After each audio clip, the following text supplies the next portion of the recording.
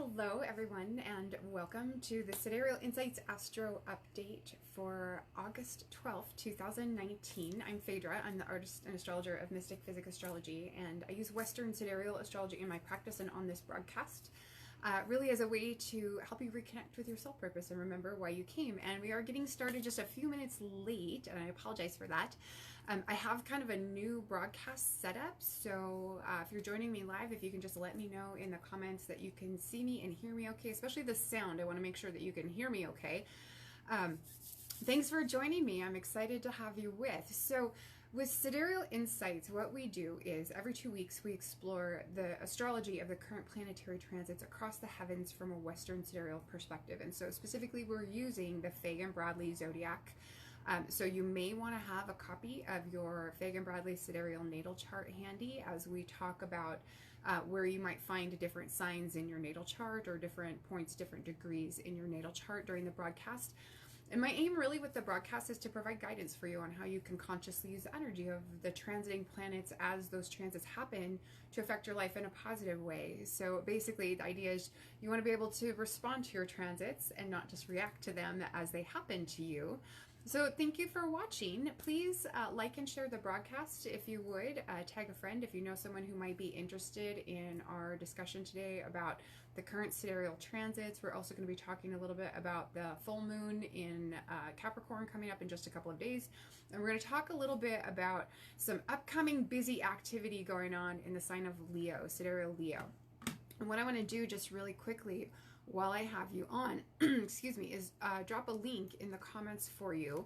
If you need to look up your sidereal sign placement, you can use this free online calculator to check your sidereal sign placements right at the Mystic Physick website. And so I'm just refreshing my browser real quick so I can pull up the live stream. And that way, if there's comments or questions during the broadcast, if anyone wants to let me know while we're live, I'd be happy to touch on any questions or comments that you have. Thanks for joining me. Happy Monday, everyone. I hope you're having a good Monday. So here we go. I've got everything muted, thankfully. This is a link to the calculator. Oh, let me make sure I'm actually in. There we go. That should be it right there. Got a couple people on live. Let me know if you can hear me. I have a different audio setup today, so I just want to make sure that the sound is going to come through well enough for y'all. But let's talk about what's going on right now. So I want to recap first a little bit where we're at with regard to current sidereal transits. We have some shifting going on with the retrograde activity that we've been experiencing since late spring. Saturn and Pluto, of course, are still retrograde in Sagittarius. We've had Neptune retrograde in sidereal Aquarius since, I want to say, June 21st. We've got Jupiter currently stationing direct, thank God, right? He's in sidereal Scorpio. He's currently stationing direct. We have Uranus stationing retrograde right at the exact same time. So this is the big shift that I was talking about earlier during the introduction.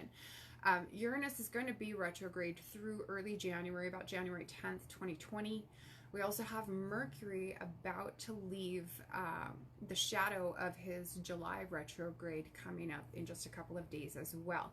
And so this is kind of going to shift how we might be experiencing life going forward in terms of the pace of progress and just the pace of things in general in certain areas of life. So Jupiter, we know Jupiter is the planet of growth and expansion, right? He's going to return to direct motion, joining Mercury finally out of retrograde. He's been retrograde for about 4 months, that began last April. And Mercury, of course, just was retrograde during the month of July. He stationed direct on the 31st of July, so just about 12 days ago.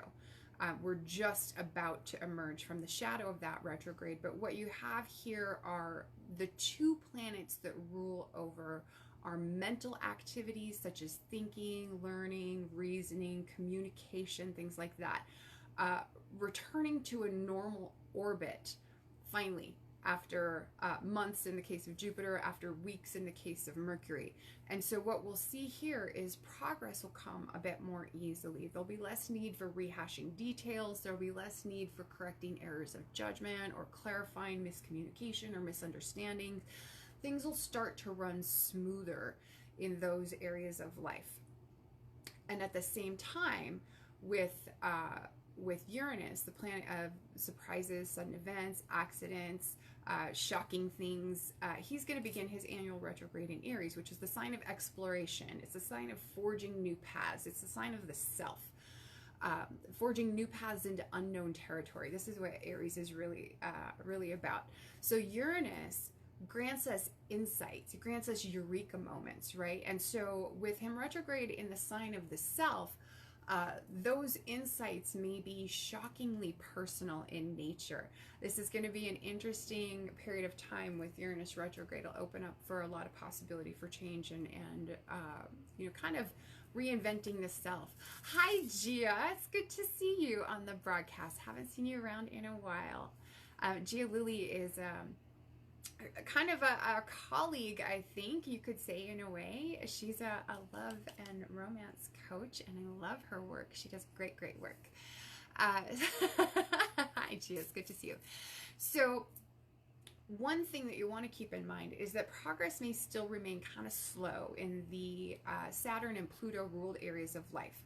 So in the natal chart and in the houses those planets are transiting, that's where you're going to kind of still continue to feel that slowdown from Saturn and Pluto. We'll be feeling the effects of Uranus retrograde in Aries through those sudden insights and through those eureka moments, but that can also bring radical internal shifts in perception. So this is really a good time to kind of go inside and seek to know yourself, seek to understand yourself. Self-discovery, changes in perception, identity crises for some people, or the urge to just kind of reinvent yourself could be coming up during Uranus's retrograde. Progress and the pace of growth will pick up in Sagittarius and Pisces houses in your sidereal natal chart, and potentially in your Scorpio house as well, because transiting Jupiter is currently in the sign of sidereal Scorpio. In terms of how you can use the retrogrades, just to kind of recap, we've gone over this in previous broadcasts, but for anyone who's joining us new, I like to touch on this each time. So Saturn's retrograde is really an opportunity to address an unmet or outstanding commitment or responsibility that you have. Pluto retrograde is an opportunity for deep inner healing and inner transformation. And then with Neptune retrograde, Neptune's retrograde is really an opportunity to kind of reconnect with spirit, with divine guidance, to reconnect with your inner self and digging into your unconscious beliefs and motivations, and whether or not those beliefs that you hold are still serving you, or what hidden motivations you might be uncovering and what you can learn from them. But the other thing that's really important to keep in mind with Neptune retrograde is that Neptune retrograde can tend to reveal things that have previously been hidden from us, or that have been kept secret, or if someone's been deceptive with us, or if we've been deceptive with someone else in our lives, those things could come out in the open while Neptune is retrograde. So just be aware that through late November, while Neptune is retrograde, you could see this type of news or information be brought to your attention or brought to your awareness, okay?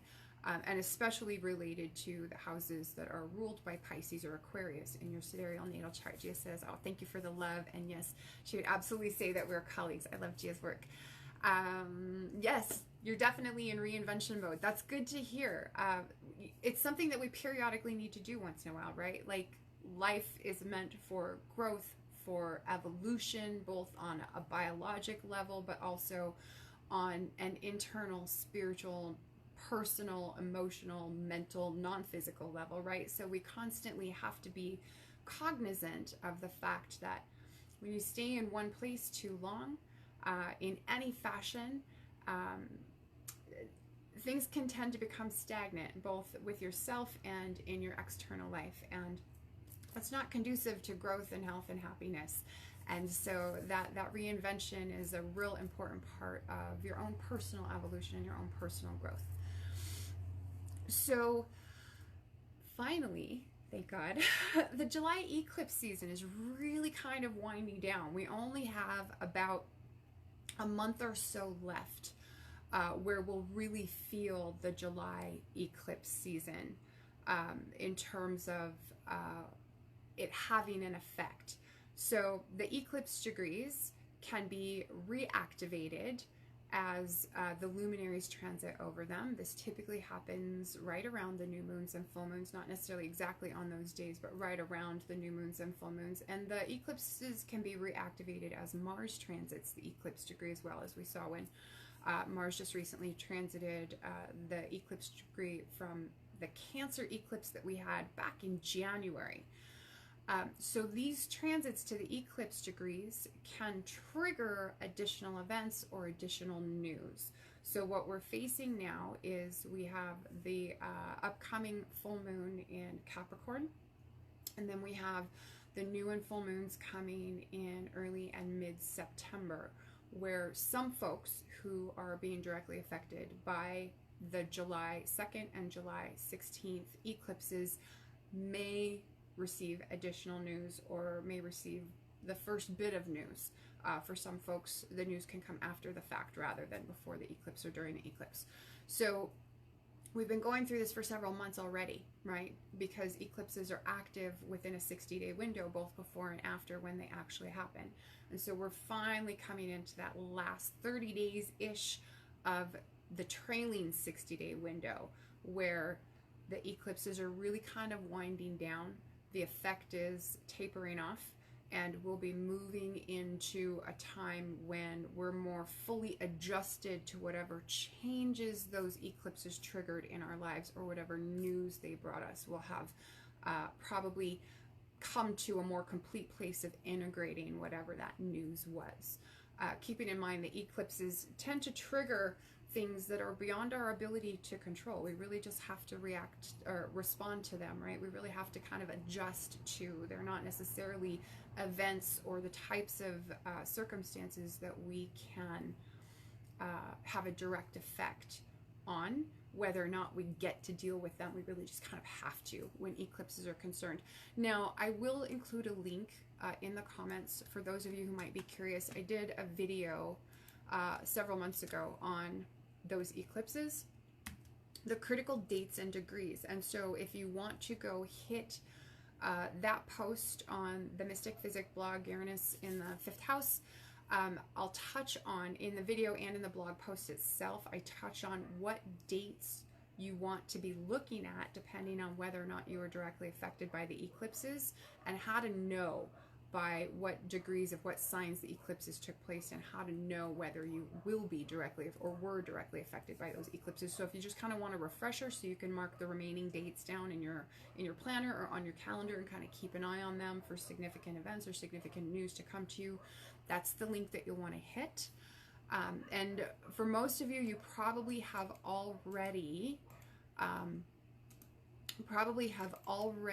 watched the video that I did on eclipses in general and what you need to know about them. Oh, that's not the right link. Let me just edit it. Oops. It helps if you type correctly. So this is just on how to navigate eclipses in general, things that you need to know. I hope that's the right link. If not, I'll edit it after the video is over so that you can have it. But that's just for anyone who's not familiar with how eclipses work, or if you need a refresher on how they work in our lives and what we can expect of them, what you need to know to kind of get through them, hopefully unscathed. But I don't know anyone directly affected by an eclipse makes it through unscathed. So right now we have the sun in sidereal Cancer just for a few more days, not very much longer, until August 18th.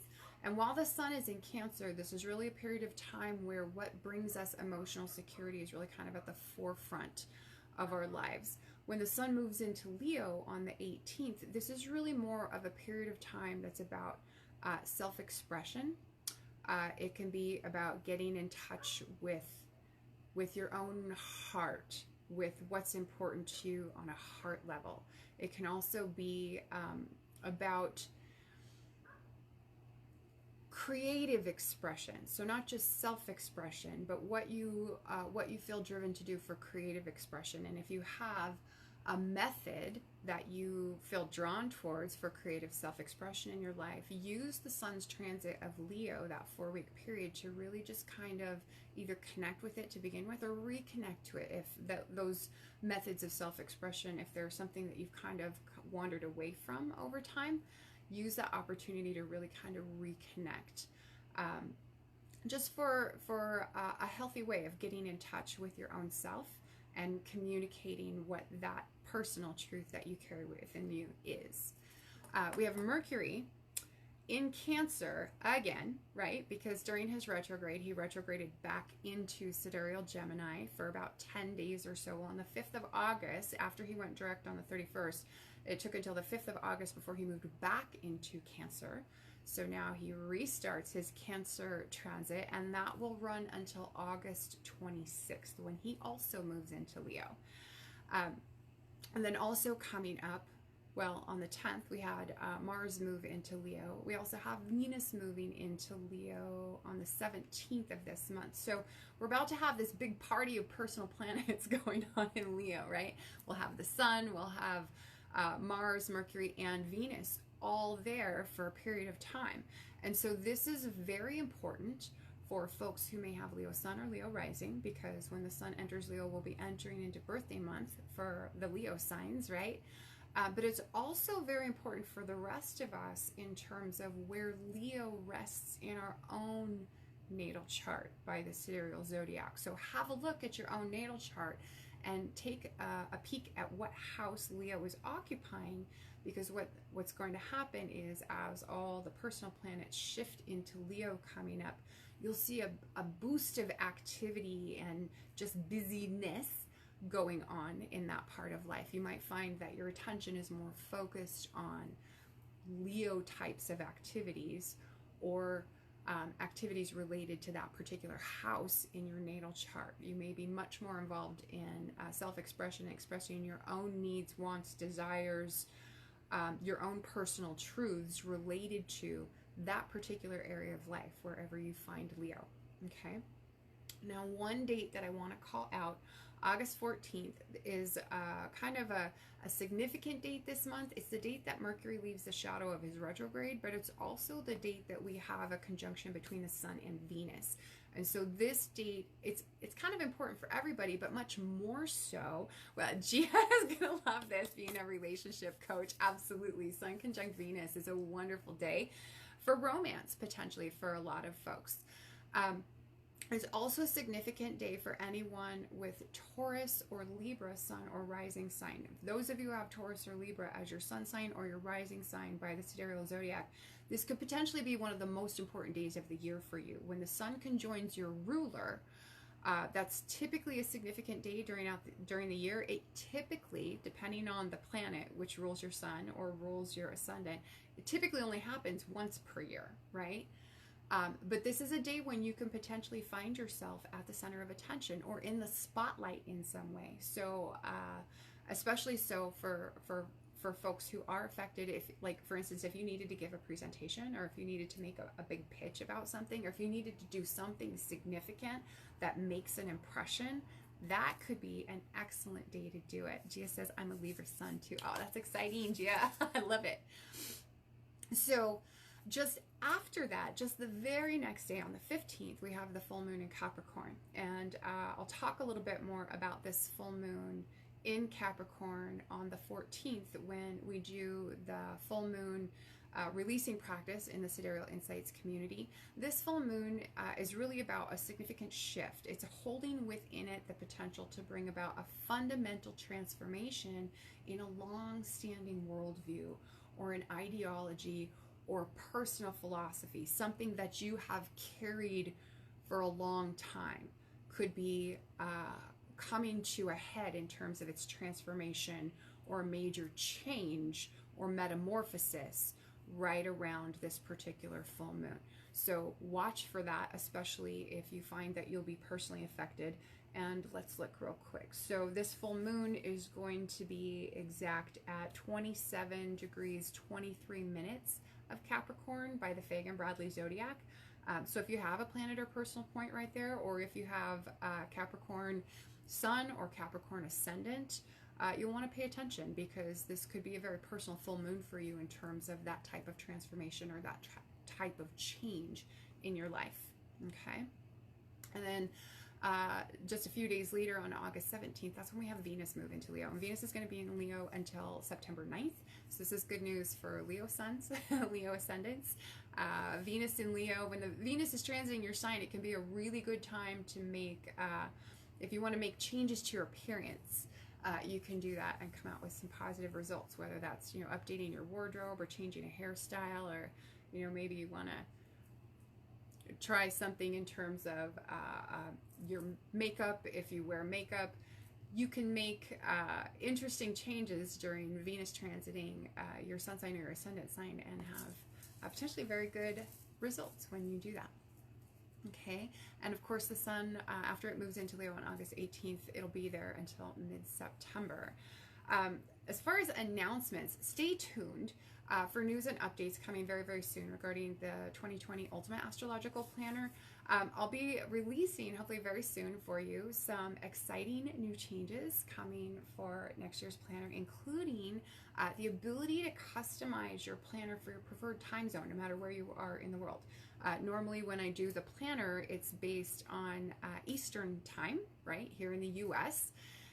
But we'll be able to, hopefully coming up very soon, offer you a way to customize it for your own time zone, so you don't have to try to do any mental math related to when transit aspects are going to be exact, and you're making your plans and you want to know when an exact aspect is going to happen. You won't have to adjust for your time zone, and you'll have the option to include the best days for love, luck, and business, not only by transit, which is what we offer in the standard planner, but also by transit to natal in the same planner.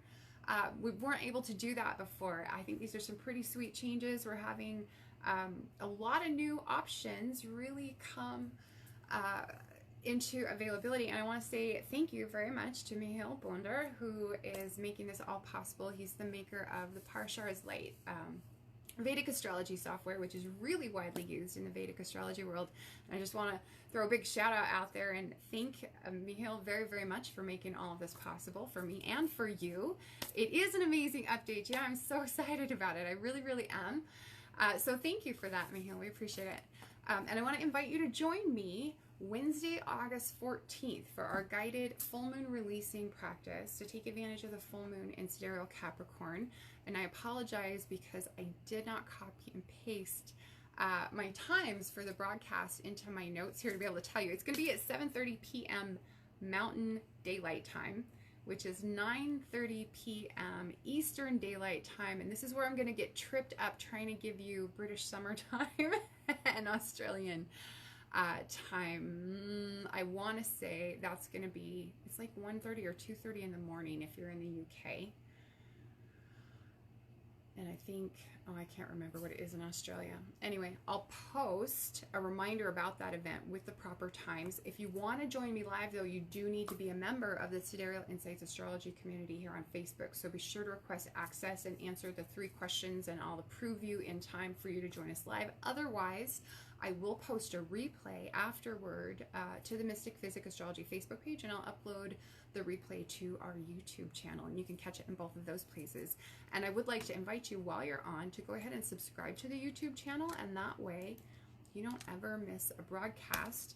You can subscribe, and if you want to be notified whenever a video uploads, just click the little bell icon, and that way you'll get notifications. Okay, I clicked away from my notes. Hold on. But thank you for joining me. Thanks for watching, and I'm going to invite you again to please follow Mystic Physick Astrology on Facebook, and like and share the broadcast if you got anything valuable out of it, or if you know someone else who might. Gia says we're 5 hours ahead of Eastern Standard Time in the UK, and so 2:30 is plus 5. That's not right. No, wait a minute. 7:30, 9:30, 5 hours is 2:30 in the morning, right? Do I have that right, Gia? It's 2:30 in the morning for y'all. It's why I do the broadcast the day before, so that I can have the replay ready for you, those of you who live in the future compared to where I live. That way we can have the replay video ready for you before the new and full moon actually hit. So if you want to do it early with us, join us in the Sidereal Insights Astrology community. If you're happy to just do it after the fact with the replay, you can do that too. Thank you all for joining me, and we'll see you again next time.